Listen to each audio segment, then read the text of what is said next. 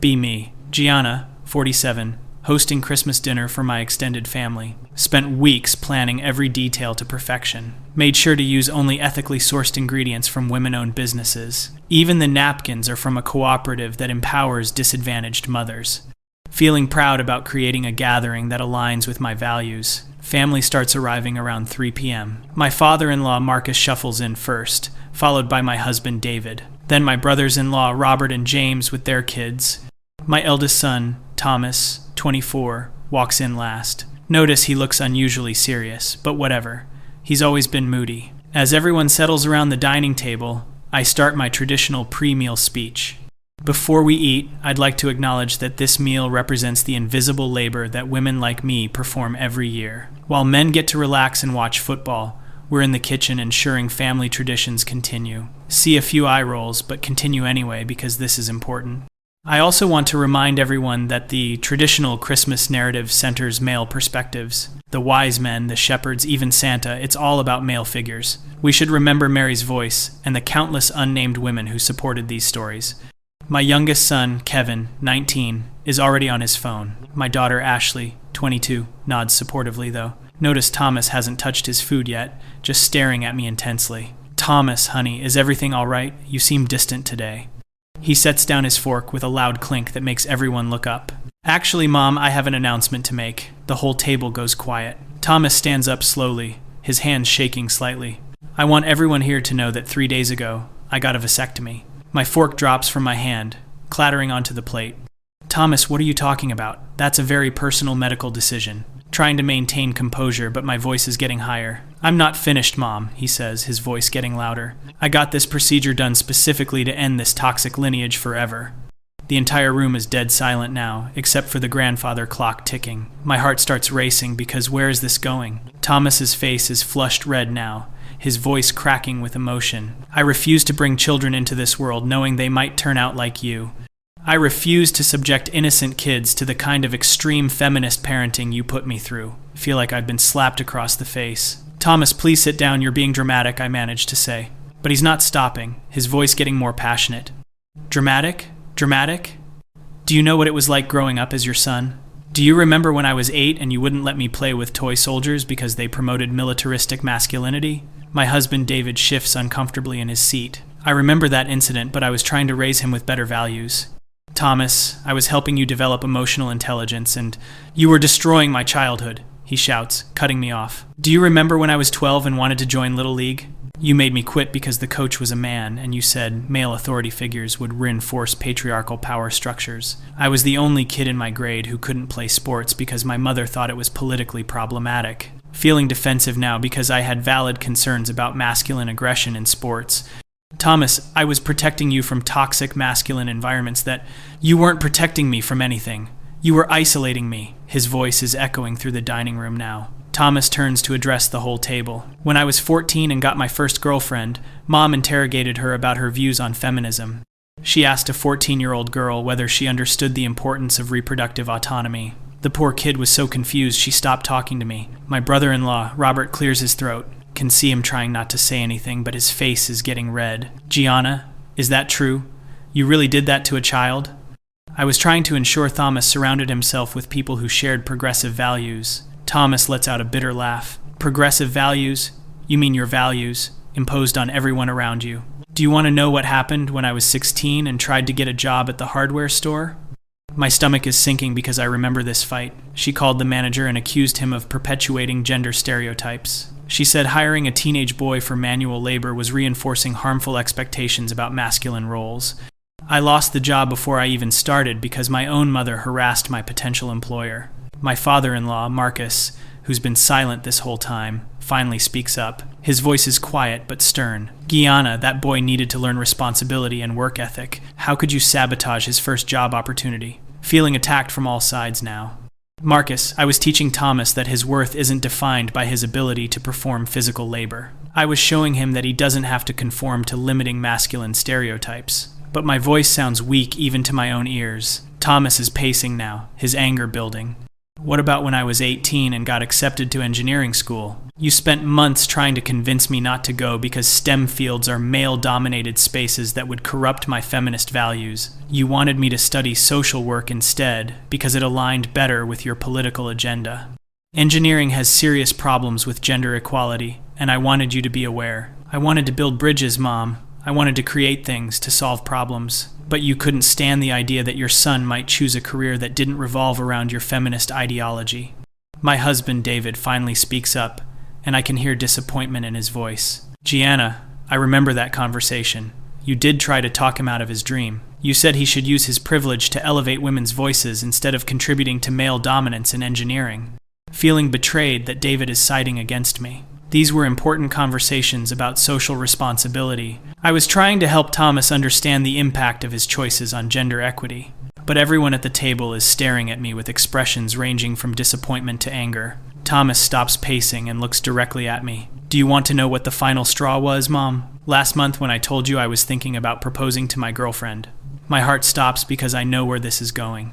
You spent 2 hours explaining why marriage is a patriarchal institution designed to oppress women. You told me that by proposing, I would be participating in the commodification of female sexuality. You said if I really loved her, I would reject the heteronormative expectation of marriage entirely. My daughter Ashley looks shocked. Mom, you really said that to him? I was helping him think critically about societal institutions that you were trying to control his personal relationships based on your political beliefs. Thomas's voice breaks as he continues. She's the most amazing woman I've ever met, and you tried to convince me not to marry her. Not because you thought she was wrong for me, but because marriage itself conflicted with your feminist theories. You would rather see your son alone than see him participate in an institution you disapprove of. My brother-in-law, James, who's been quiet all evening, finally loses it. Gianna, what the hell is wrong with you?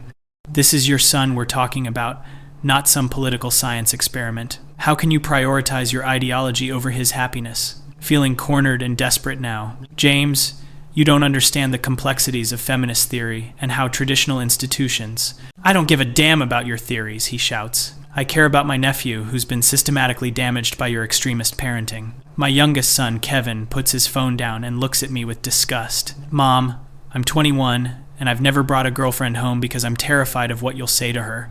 I've watched you humiliate Thomas for years, and I decided I'd rather be lonely than put someone through that. Feel like the room is spinning. These aren't extremist views. These are important progressive principles. Kevin, I've always encouraged open dialogue about relationship dynamics, and you've created an environment where your sons are afraid to live normal lives. My father-in-law Marcus stands up slowly. At 83, he commands respect when he speaks. Gianna, I've watched you raise these boys for over 20 years. I've held my tongue because I thought you'd eventually find balance.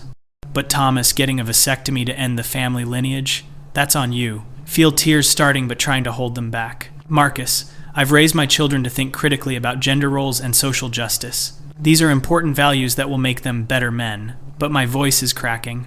Better men? Robert laughs bitterly. Your son just sterilized himself rather than risk having children who might be raised like he was. Your other son is afraid to date because of your political interference. How exactly does that make them better?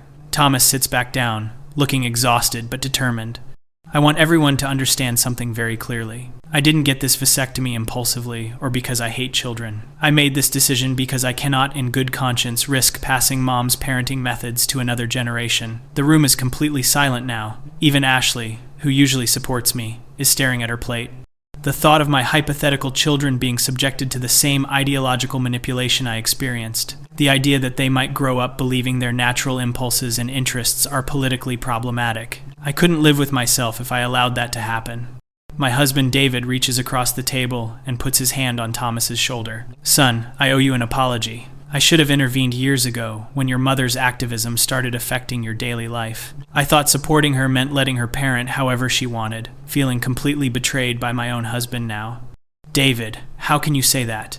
We agreed to raise our children with progressive values. We talked about challenging traditional gender expectations and promoting social consciousness. Those weren't just my decisions, those were our family values. David shakes his head sadly.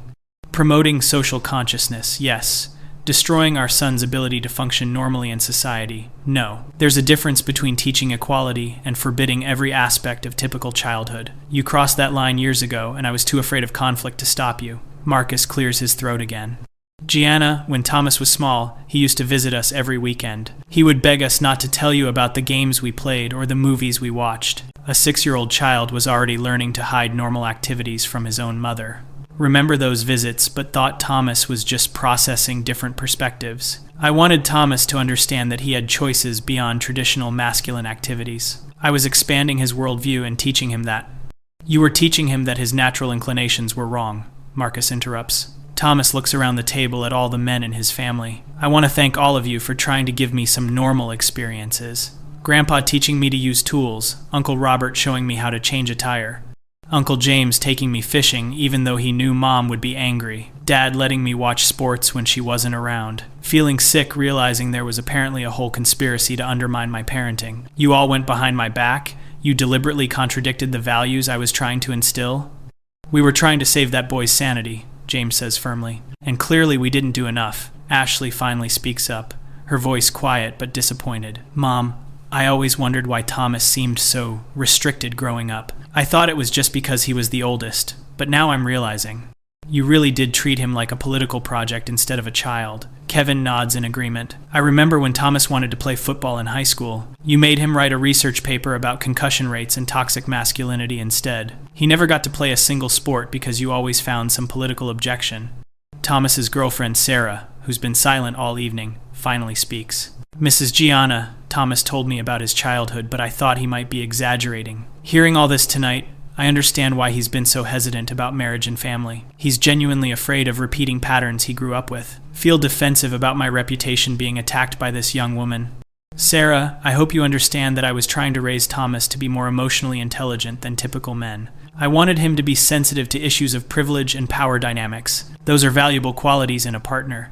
Sarah looks at me with a mixture of pity and frustration.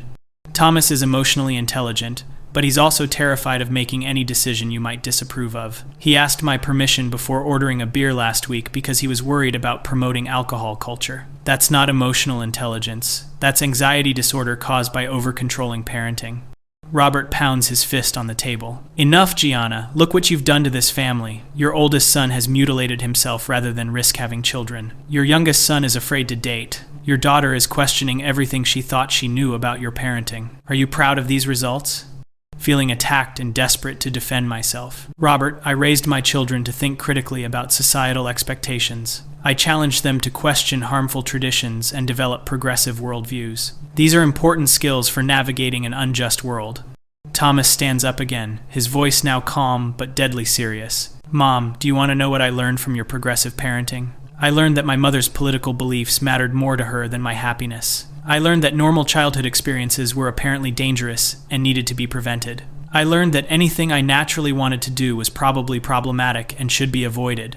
The truth of his words hits harder than his anger did. Thomas, that's not what I intended. I wanted you to have options beyond limiting stereotypes. You didn't give me options, Mom. You gave me restrictions. Every interest I developed, you found a political reason why it was harmful. Every friendship I made, you analyzed for problematic power dynamics. David is shaking his head in disappointment. Gianna, remember when Thomas was 10 and wanted to join Cub Scouts? You refused because the organization had militaristic overtones and promoted conformity. He cried for a week because all his friends were going camping and he couldn't participate. The Boy Scouts organization has legitimate issues with inclusivity and... He was 10 years old, David shouts. He wanted to make s'mores and learn knots, not join the military. But you couldn't separate a child's innocent desire for adventure from your political analysis. Marcus has heard enough. Gianna, I need to tell you something I should have said years ago. His voice carries the weight of decades of experience. I raised 4 sons during a time when men weren't supposed to show emotion. I made mistakes, certainly, but I never made my boys afraid to be themselves. Feel tears starting again because this feels so unfair. Marcus, I was trying to do better than previous generations. I wanted to raise sons who understood consent and equality and social justice. These are improvements over traditional masculine socialization. Understanding those things, yes, Marcus agrees, but not at the expense of basic human development. Thomas should have been allowed to play with other children without political commentary. He should have been allowed to develop interests without ideological interference.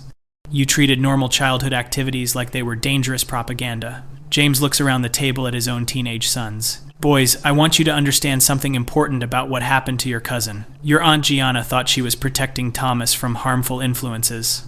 But instead, she created an environment where he couldn't develop naturally. This is why we don't let political beliefs, even good ones, control every aspect of parenting. Feeling completely isolated now as even my nephews are being turned against me. James, I don't appreciate you using my family's private struggles to make political points. This isn't about politics, Aunt Gianna, one of his sons says quietly. This is about cousin Thomas being so miserable he mutilated himself rather than have kids. Thomas pulls out his phone and shows a medical document. I want everyone to see this is real. This is my vasectomy consultation form, where I had to explain my reasoning to the doctor. I told him I was choosing sterilization to prevent psychological damage to potential offspring. The medical document makes everything feel horribly concrete and final. Thomas, this is permanent. You can't undo this decision. You might change your mind about having children someday. That's exactly the point, Mom. I will never change my mind, because I will never risk putting children through what you put me through. Sarah reaches over and takes Thomas's hand. We've talked about adoption if we ever want children. Thomas doesn't want biological children, but he might consider raising kids who already exist. Kids who wouldn't carry the genetic risk of inheriting his family's dysfunction. Feel like I've been punched in the stomach. Sarah, that's incredibly hurtful. We're not dysfunctional. We're politically conscious. Mrs. Gianna, your son sterilized himself to escape your influence. If that's not dysfunction, what is? Kevin suddenly speaks up with more emotion than I've heard from him in years. Mom, I need to tell you something too. I've been seeing a therapist since I started college. She says, I have anxiety disorders related to feeling like I constantly disappoint authority figures. My heart breaks hearing that Kevin has been suffering. Kevin, honey, why didn't you tell me? I could have helped you work through. You're the reason I need therapy, he interrupts. I can't make any decision without second-guessing whether it aligns with your political expectations. David puts his head in his hands. Gianna, both our sons are in psychological distress because of your parenting methods. At what point do you admit that something went wrong? At what point do you take responsibility for the damage you've caused? Feeling desperate and cornered, need to make them understand that my intentions were good. David, everything I did was based on research about harmful, masculine socialization. I was trying to raise better men who wouldn't perpetuate systems of oppression. These are evidence-based parenting strategies designed to promote emotional health. Ashley, who has been my strongest supporter, finally turns against me. Mom, evidence-based parenting doesn't result in one son sterilizing himself and another needing therapy. Whatever research you were following, the results speak for themselves. Thomas and Kevin are both psychologically damaged. Robert stands up and starts pacing. Gianna, I've listened to your justifications for 20 years. Every time someone questioned your methods, you cited studies and theories. But theories don't matter when the real-world results are this catastrophic. Thomas looks exhausted, but determined to finish what he started. I want to read something to all of you. He pulls out a folded paper from his pocket. This is the letter I wrote to my doctor explaining why I wanted the vasectomy. My hands are shaking as I realize he's about to read deeply, personal thoughts aloud. Thomas, please don't do this publicly. We can discuss this as a family privately. No, Mom. Everyone needs to hear this because they've all watched it happen. They deserve to understand the full scope of what your parenting methods accomplished. He unfolds the paper and begins reading in a clear, steady voice. Dear Dr. Martinez, I am requesting a vasectomy for psychological rather than medical reasons. I was raised by a mother who prioritized political ideology over child development. As a result, I have deep-seated fears about perpetuating harmful parenting patterns. The room is completely silent except for Thomas's voice. My childhood was characterized by constant political analysis of normal activities. Play was evaluated for its social implications rather than its developmental value. Friendships were scrutinized for power dynamics rather than emotional connection. Interests were discouraged if they didn't align with feminist principles. Feel like I'm watching my life's work being dismantled piece by piece. Thomas, please stop. This isn't fair to read private medical documents. But nobody is supporting me anymore. Even Ashley is listening intently to her brother's words. Thomas continues reading. I am choosing sterilization because I cannot trust myself to parent normally. 24 years of ideological conditioning have left me unable to distinguish between healthy boundary setting and political control.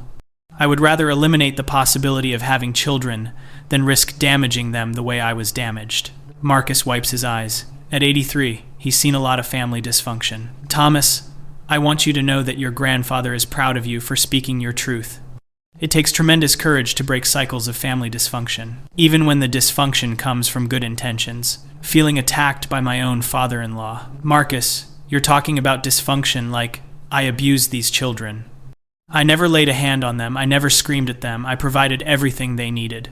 I gave them opportunities for intellectual and emotional growth that most children never receive. David looks at me with deep sadness. Gianna, abuse isn't just physical violence. Emotional manipulation and psychological control can be just as damaging. You convinced our sons that their natural impulses were politically dangerous. How is that different from religious fundamentalists who convince children that normal desires are sinful? The comparison to religious extremism feels like a slap. David, how can you compare progressive parenting to religious fundamentalism?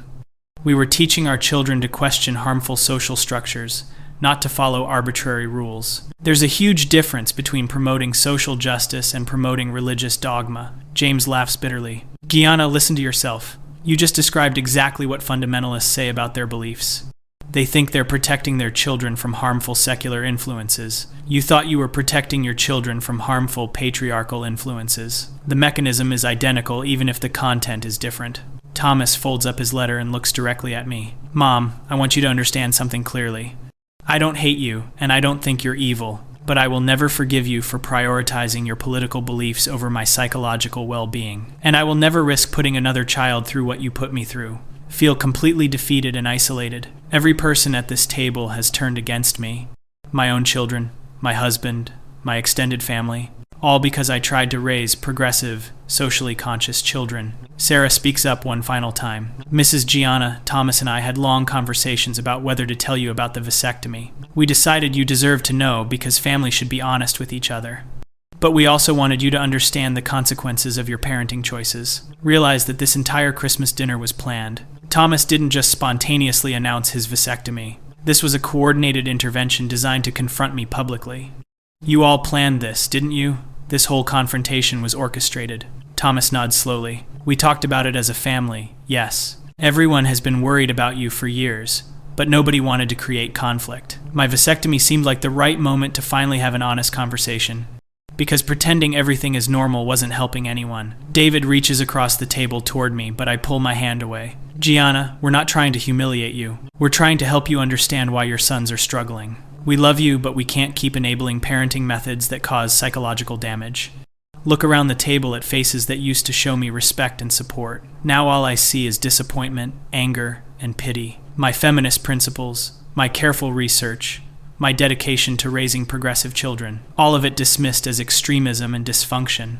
Ashley, my daughter, who I thought understood my values, delivers the final blow. Mom, I need to tell you that I've been afraid to have children too. Not because I got a vasectomy, obviously, but because I'm terrified of becoming like you. I don't trust myself not to repeat your parenting mistakes. Feel the last bit of support crumbling away. Even my daughter, who I raised to be strong and independent, even she has turned against everything I tried to teach her. Thomas stands up and puts on his coat. I think I've said everything I needed to say. Sarah and I are going to her parents' house for the rest of Christmas. Maybe next year we can have a normal family dinner without political lectures and ideological analysis. As Thomas and Sarah gather their things to leave, Kevin also stands up. I'm going with them. I can't pretend this is a normal Christmas anymore. Ashley hesitates, but ultimately stays seated, though she won't make eye contact with me. I'll help clean up, but then I'm going home. I need time to process all of this. The male relatives start clearing the table in silence. My carefully planned Christmas dinner ending in complete disaster. My feminist victory meal becoming a humiliating defeat. Sit alone at the head of the table as everyone bustles around cleaning up. The irony isn't lost on me that the men are doing the traditionally feminine work of cleaning. While I sit powerless and isolated, David approaches me as the others finish in the kitchen. Gianna, I think you should consider therapy. Not because there's anything wrong with your values, but because you need help understanding boundaries. You can believe in feminism without making it your children's entire identity. Feel angry that even my husband thinks I need professional help. David, I don't need therapy. I need a family that supports my commitment to social justice. I need people who understand that raising politically conscious children requires sacrifice. Apparently this family isn't capable of that level of progressive thinking. David shakes his head sadly. Gianna, Thomas sterilized himself rather than risk repeating your parenting. If that doesn't make you question your methods, nothing will. I'm going to sleep in the guest room tonight. I need space to think about whether I can continue enabling this kind of extremism. As David walks away, I'm left completely alone. The house that I decorated so carefully for a perfect progressive Christmas now feels like a monument to my failure as a mother. Clean up the remaining dishes in silence. Thinking about Thomas's vasectomy document, thinking about Kevin's therapy, thinking about Ashley's fear of becoming like me. Realized that despite all my feminist theory and progressive parenting research, despite all my efforts to raise better men who understand social justice, I have somehow raised children who are terrified of perpetuating my influence. The house is quiet now, except for the grandfather clock that witnessed Thomas's announcement. My family gone, my marriage strained, my children psychologically damaged, all because I tried to do better than previous generations. Sit at the empty dining table surrounded by evidence of my carefully planned feminist Christmas. The ethically sourced decorations, the women-owned business napkins, the progressive meal planning. All of it meaningless in the face of my fundamental failure as a mother. Thomas got a vasectomy to end this toxic lineage forever. And as I sit here alone in my perfectly progressive house, I'm starting to wonder if maybe he made the right choice.